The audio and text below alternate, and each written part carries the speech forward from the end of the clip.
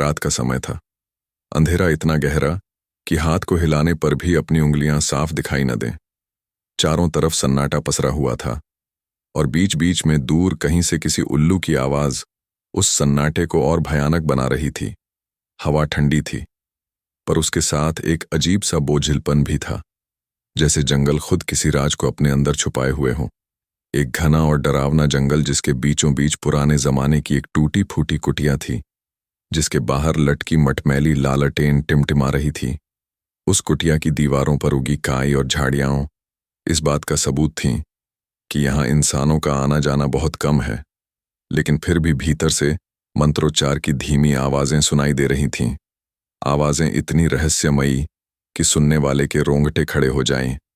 यह आवाज किसी साधु की थी जो वर्षों से जंगल की उसी कुटिया में तपस्या और साधना में लीन था।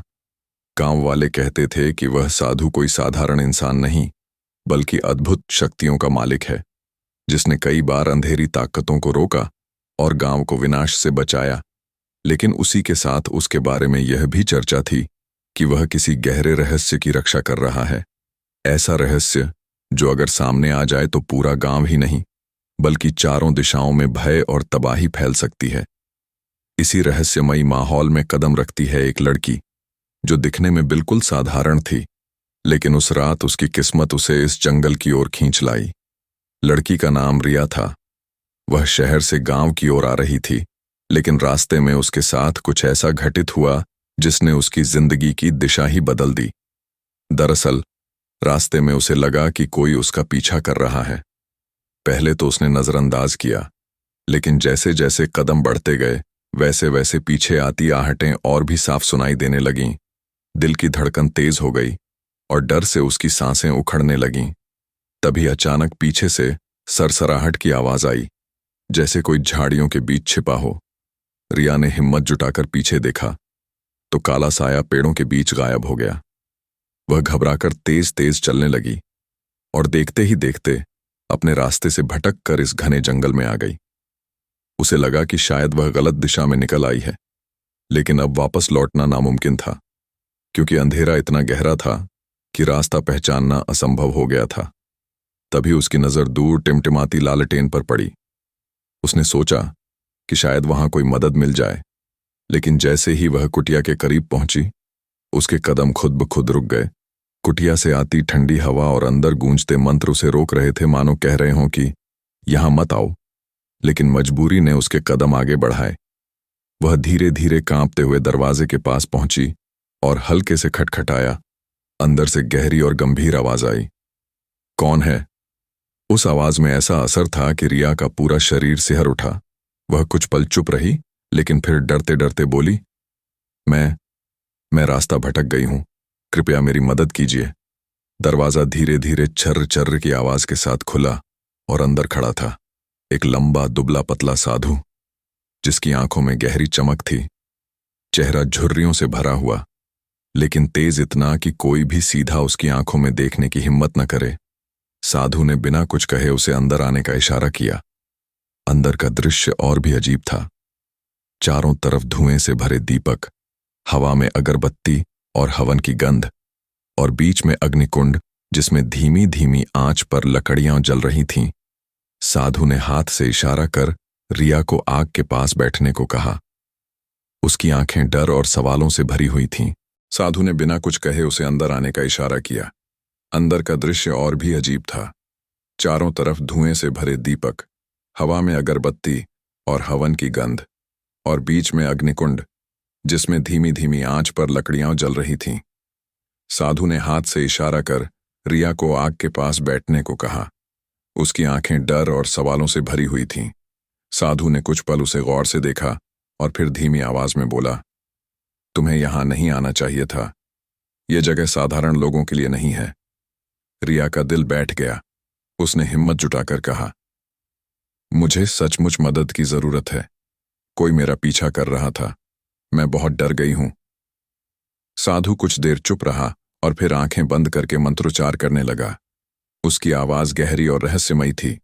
रिया को लगा मानो उसकी आत्मा तक को वह साधु पढ़ ले रहा हो। कुछ देर बाद साधु ने आंखें खोलीं और कहा, जिस परछाई से तुम भाग रही थी वह इंसान नहीं थी, वह इस जंगल से जुड़ी हुई एक शक्ति थी जिसने तुम्हें यहां खींचा है। रिया हैरान रह गई। उसके गले से आवाज नहीं निकल रही थी, लेकिन साधु ने जो कहा उससे उसकी रीढ़ की हड्डी तक ठंडी हो गई। उसने कांपते हुए पूछा, लेकिन क्यों? मेरे साथ ही ऐसा क्यों हुआ? साधु ने उसकी ओर देखा और बोला, क्योंकि इस जंगल का रहस्य तुमसे जुड़ा हुआ है। तुम्हारे आने की भविष्यवाणी बहुत पहले हो चुकी थी और आज वह भविष्यवाणी सच हो रही है। साधु के इन शब्दों ने रिया के अंदर भय और जिज्ञासा दोनों को और बढ़ा दिया। उसने डरते हुए कहा, कौन सी भविष्यवाणी? साधु गहरी सांस लेकर बोला, यह रहस्य अभी नहीं, सही समय आने पर ही खुल सकता है। लेकिन इतना जान लो कि आज की रात तुम्हारे जीवन को हमेशा के लिए बदल देगी, और अगर तुम पीछे मुड़ गई तो न तुम बच पाओगी और न ही गांव।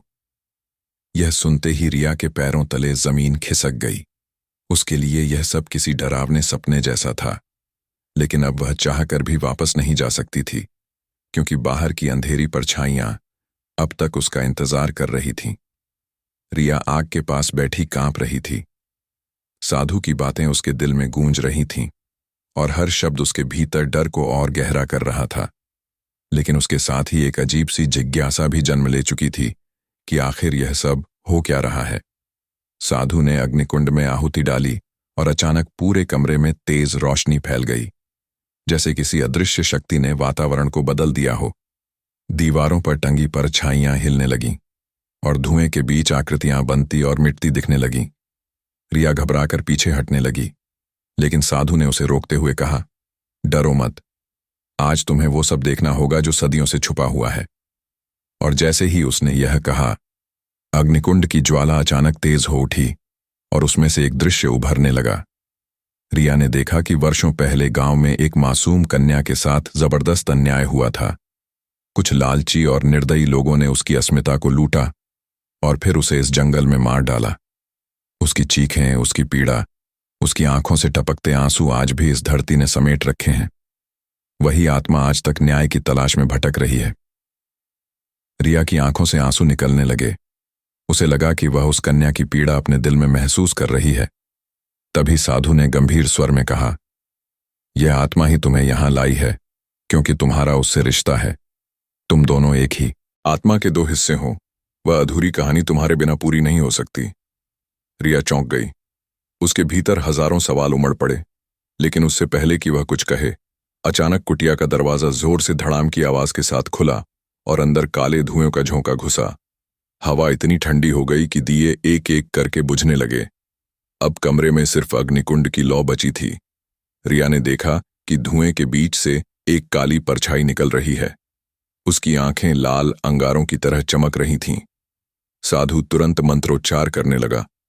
उसकी आवाज गूंज रही थी और परछाई चीख रही थी।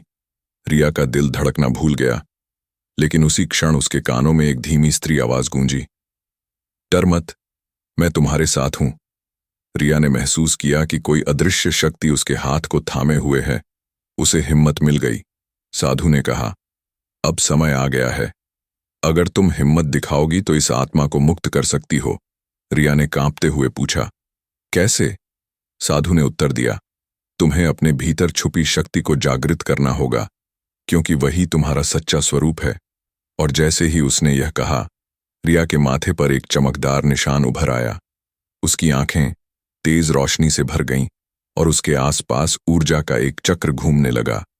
काली परछाई डर कर पीछे हटने लगी, लेकिन फिर गुर्राकर बोली, यह नामुमकिन है, मैं सदियों से इस श्राप की रखवाली कर रही हूं। साधु गरज कर बोला, आज रात श्राप टूटेगा और सच्चाई सामने आएगी। इसके साथ ही मंत्रोच्चार और तेज हो गया। अग्निकुंड की ज्वालाएं आकाश तक उठने लगीं। रिया की पूरी देह से प्रकाश निकल रहा था और अचानक उसके सामने वही आत्मा प्रकट हुई जो पहले दुख में तड़प रही थी, लेकिन अब उसके चेहरे पर राहत थी। आत्मा ने रिया की ओर देखकर कहा, तुम आई हो, मुझे पता था कि तुम आओगी। आज मेरा अधूरा न्याय पूरा होगा। रिया की आंखों से आंसू बह निकले। उसने अपने हाथ जोड़कर उस आत्मा को प्रणाम किया और बोली, मैं तुम्हें मुक्ति दिलाऊंगी। इतना कहते ही उसने साधु की ओर देखा।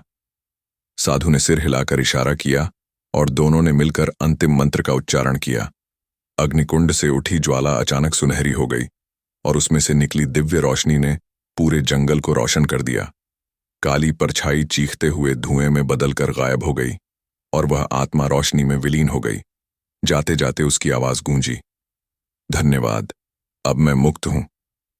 पूरा माहौल शांत हो गया। दिए फिर से जल उठे और कुटिया में पवित्रता की महक भर गई।